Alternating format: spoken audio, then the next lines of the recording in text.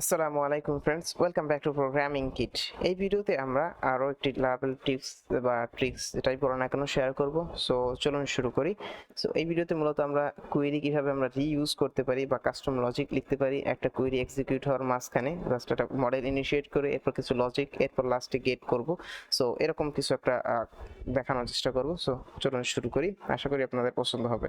So এই মুহূর্তে আমরা যেটা আমার যে সেট আপ আছে এটা লরাভেল টিপিক্যাল অ্যাপ্লিকেশন। নর্মালি যারা সিরিজটা কন্টিনিউ করতেছেন লারাভেল টিপস এন্ড ট্রিক্স তারা অবশ্যই জানেন। সিম্পল একটা অ্যাপ্লিকেশন আমার সেট আপ করা আছে, আর যারা না জানেন তাদের জন্য বলে দিচ্ছি।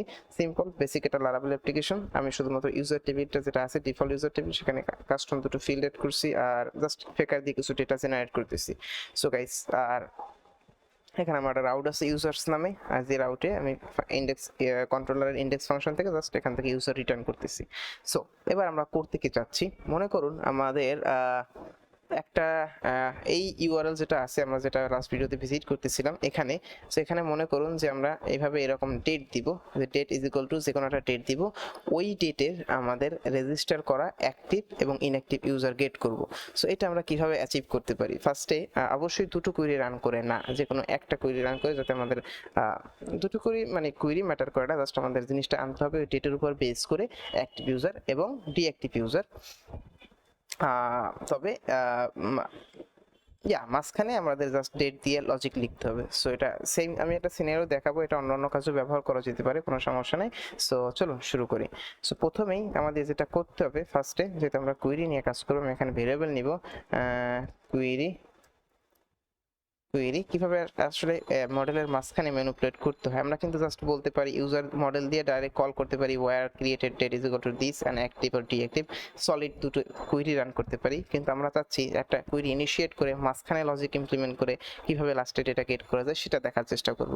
সো আমি এখানে কুইরি নিলাম, এরপর আমি জাস্ট আমার ইউজার মডেলটা কল করব, মডেল দেন জাস্ট কুইরি লিখে এই পর্যন্ত এটা সমাপ্ত মানে শেষ করে দিব। এরপর আমি এইখানে মাঝখানে লজিক লিখবো। কি মাঝখানে লজিক লিখবো? যে আমাদের এখানে এই ডেটটা কুইরি গেট থেকে রিকোয়েস্ট থেকে আমাদের গেট করতে হবে ডেটটা। সো সেক্ষেত্রে আমরা এখানে যেটা করব, লাইক আমরা একটা ভেরিয়েবল নিব, সেটা হচ্ছে গিয়ে query date is equal to request date something like this. So এবার আমি যেটা করব, আমি চেক করব যে ইফ এই ভেরিয়েবলটা সেট আছে কিনা। If is set query date, যদি কুইরি ডেটার ঠিক সেট থাকে দেন আমরা এখানে কুইরি রান করব কি, where query is equal to wire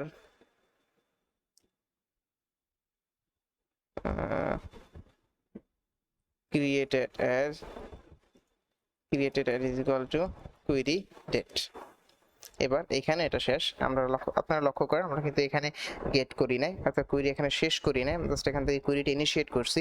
মাঝখানে আমরা লজিক লিখতেছি, লজিকের মাঝখানে আমরা এডিশনাল কুইরি অ্যাড করতেছি ফার্স্টের কুইরিতে। এরপর আমরা একেবারে লাস্টে গিয়ে আমরা গেট করব। যেমন আমি এখানে একটা ভেরিয়েবল নিব, সেটা হচ্ছে গিয়ে active users is equal two, আমরা কি করতে পারি, আমরা যদি কুইরির ভিতরেই কাজ করতেছি, সো কুইরি প্যারামিটার কল করতে হবে কুইরি, দেন আমরা কল করতে পারি আমাদের স্কোপ, অথবা আমরা জাস্ট কল করতে পারি where status is equal to 1, then আমরা এখানে কল করতে পারি get at the end. Then আমি এখানে করবো জাস্ট ডিডি active users.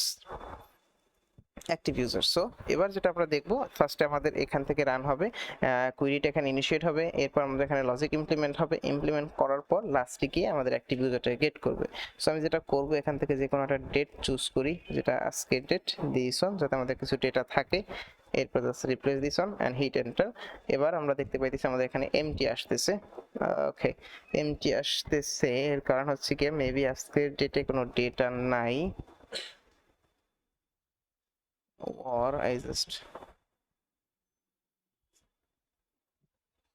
created at where date হবে মেবি।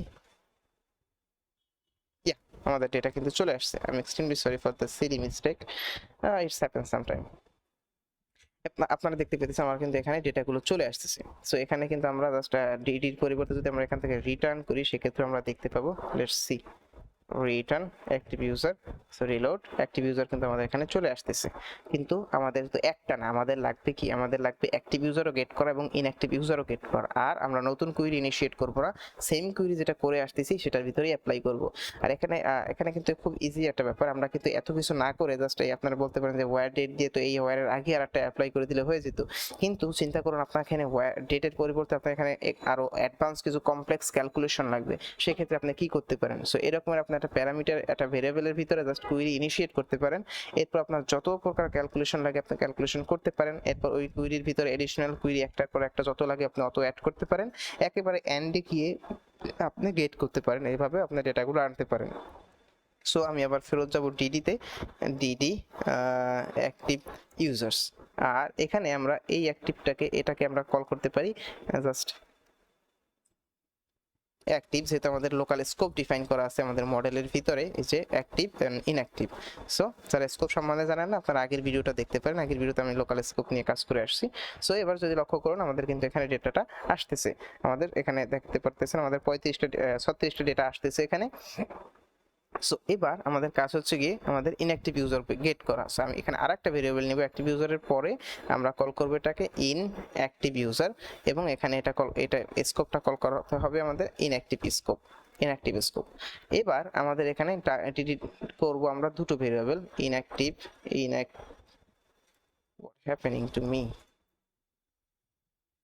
ইনঅ্যাক্টিভ ইউজার্স, দুটো ভেরিয়েবল। সো এবার যদি আমি এখানে রিলোড দিই তখন একটা আশ্চর্যজনক ঘটনা ঘটবে, সেটা হচ্ছে গিয়ে আপনারা লক্ষ্য করেন ফার্স্টটা হচ্ছে আমাদের অ্যাক্টিভ ইউজার, সেকেন্ডটা হচ্ছে ইনঅ্যাক্টিভ ইউজার। প্রথমটার ভিতরে আমাদের 36টা ডেটা আসতেছে কিন্তু পরেরটার ভিতরে কোনো ডেটা নেই। এর কারণ কিন্তু আমাদের ডেটাবেসে ডেটা নেই তা না, ডেটাবেসে ডেটা ঠিকই আছে কিন্তু এখানে আসতেছে না। চলুন এবার আমরা একটু এক্সপ্লেন করি কেন এটা আসতেছে না। সো এখানে লক্ষ্য করুন কি হচ্ছে, ফার্স্টে আমাদের কুইরি ইনিশিয়েট করতেছি, এরপর আমরা এখানে আমাদের কিছু লজিক ইমপ্লিমেন্ট করছি, যদি কুইরি ডেট সেট থাকে দেন আমাদের আরো এডিশনাল কুইরি অ্যাড হচ্ছে যে ওই ডেটের ডেটাগুলো গেট করতেছে।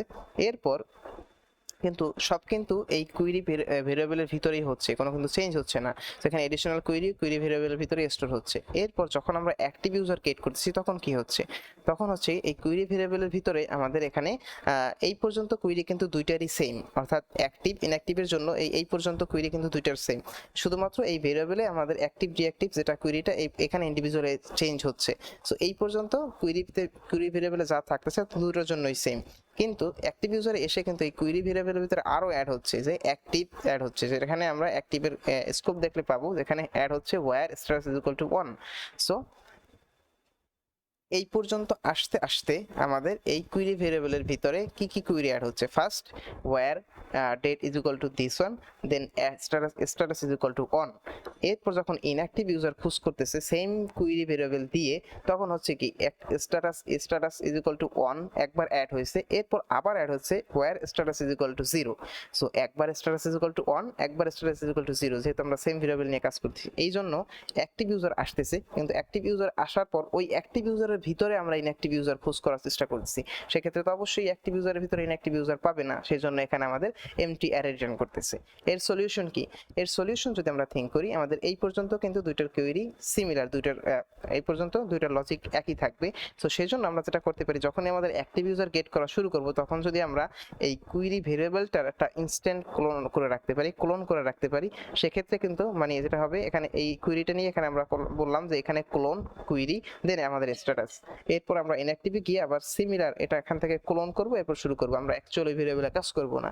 সো এই ক্লোনটাকে আমরা যেভাবে করতে পারি, সো ক্লোনটা করা একেবারে ইজি, জানলে ইজি না জানলে কঠিন অবশ্যই। সো এখানে জানলে আমরা ক্লোন যেভাবে করতে হয় সেটা হচ্ছে আমাদের এখানে আমাদের একটা ফার্স্ট ব্র্যাকেট নিতে হবে, ফার্স্ট ব্র্যাকেটের ভিতরে আমাদের বলতে হবে ক্লোন দেন আমাদের কুইরি ভেরিয়েবলের ভিতরে ব্র্যাকেট শেষ। লক্ষ্য রাখুন ক্লোন আমাদের কুইরি ভেরিয়েবল, এরপর ব্র্যাকেট এন্ড ব্র্যাকেট, এরপর just rest of the thing. So similar আমাদের অ্যাপ্লাই করতে হবে ইনঅ্যাক্টিভের জন্য। এবার যদি আমি যাই এবং রিলোড দেই, দেন এখন দেখতে পাচ্ছেন আমাদের এখানে 36টা ডেটা আছে অ্যাক্টিভ ইউজারের ক্ষেত্রে, এবং ইনঅ্যাক্টিভ ইউজারের ক্ষেত্রে আছে 14টা ডেটা। সো এটা আমরা যদি আরো লক্ষ্য করি, এখানে আমাদের ব্রেকডাউন করি যে কোনো একটা অ্যাট্রিবিউট, এই যে দেখেন এটার স্ট্যাটাস কিন্তু 0 আছে, এর মানে এই কালেকশনের সবগুলো ইনঅ্যাক্টিভ ইউজার। এবং এটা যদি ব্রেকডাউন করি যে কোনো একটা অরিজিনাল স্ট্যাটাস কিছু অন আছে, সেক্ষেত্রে বুঝতে পারতেছি আমাদের এই কালেকশনে 36টাই হচ্ছে আমাদের অ্যাক্টিভ ইউজার। সো গাইস, আশা করি আপনারা বুঝতে পারতেছেন যে কিভাবে খুবই হেল্পফুল, এবং এটা দিয়ে আপনি অনেক কিছু করতে পারবেন। সো শুধুমাত্র এখানে এরকম না, আপনার যদি এরকম ইনস্ট্যান্স থাকে, আপনার লম্বা কমপ্লেক্স ক্যালকুলেশন যাচ্ছে আপনার কুইরির ভিতরে, মনে করুন তেমন কমপ্লেক্স কিছুই না, ডেট, আরো 4-5টা ফিল্টার আছে, নেম, ইমেল, আরো এক্সেট্রা দিয়ে আপনার ফিল্টার করতে হচ্ছে ডেটা। সেক্ষেত্রে কিন্তু এইভাবে আপনি একটা ভেরিয়েবলে কুইরি ইনিশিয়েট করে এরপর আপনার যতক্ষণ ইচ্ছা ততক্ষণ লজিক বা এডিশনাল কুইরি লাগলে আপনি একটার পর একটা অ্যাড করতে থাকবেন। এরপর একেবারে এন্ডে গিয়ে এরকমের চাইলে যদি আপনি রেজাল্ট গেট করতে পারেন।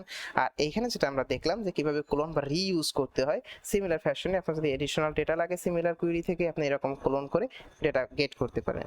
সো গাইস, আশা করি আপনারা এই ভিডিওটা জিনিসটা বুঝতে পারছেন। সো গাইস, আর প্লিজ যারা এখনো সাবস্ক্রাইব করেন নাই, প্লিজ চ্যানেলটা সাবস্ক্রাইব করেন আর এই ভিডিওগুলো শেয়ার করার চেষ্টা করেন, যাতে আমরা সবাই শিখতে পারি এবং দিনে দিনে বেটার ডেভেলপার হতে পারি। So guys, again thank you for watching.